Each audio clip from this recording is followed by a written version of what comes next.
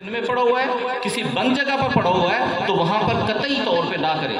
और ऐसी जगह जहां पे कम से कम 10 फीट 3 मीटर अंदाजा 10 फीट तक कोई हीट सोर्स जो 370 डिग्री सेंटीग्रेड तक का हो, वहां पे किसी किस्म की आपने कोई रेफ्रिजरेंट जो है वो चार्ज नहीं करना।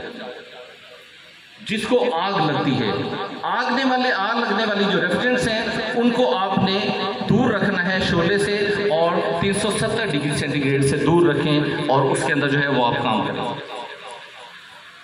कंप्रेसर को शेक करें, कंप्रेसर को शेक करने के बाद 30 मिनट के लिए उसको छोड़ दें, उसकी रेफ्रिजरेंट खारिज होने दें। अगर कंप्रेसर चलता है तो उसको कुछ सेकंड के लिए चला दें, रेफ्रिजरेंट सारी खारिज हो जाए, और उसके बाद फिर वेल्डिंग प्रोसेस करें और अच्छी तरह वैक्यूम करके रेफ्रिजरेंट चार्ज करें।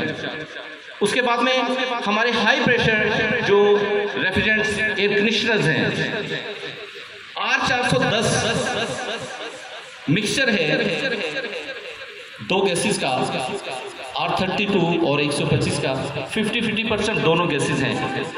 तो ये गैस डायरेक्टली आग नहीं पकड़ती, किसी वजह से आग पड़ती है तो उसमें भी हमारी जो है नेग्लिजेंसी होती है।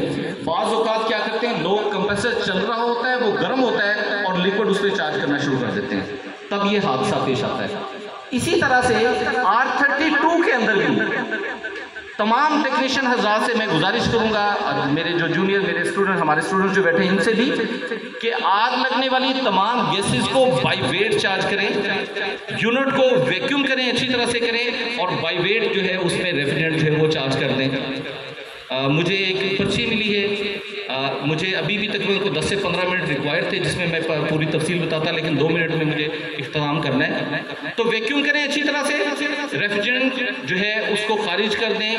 वैक्यूम करने के बाद में जब हम उसको चार्ज करने लगे, तो वैक्यूम करने के बाद जब हम किट इंस्टॉल करते हैं, उसको जोड़ लगाते हैं, सारा कुछ करें, तो तसल्ली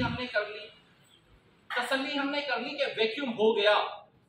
वैक्यूम करने के बाद में हम रेफ्रिजरेंट दें, और हमारी जो सर्विस वॉल है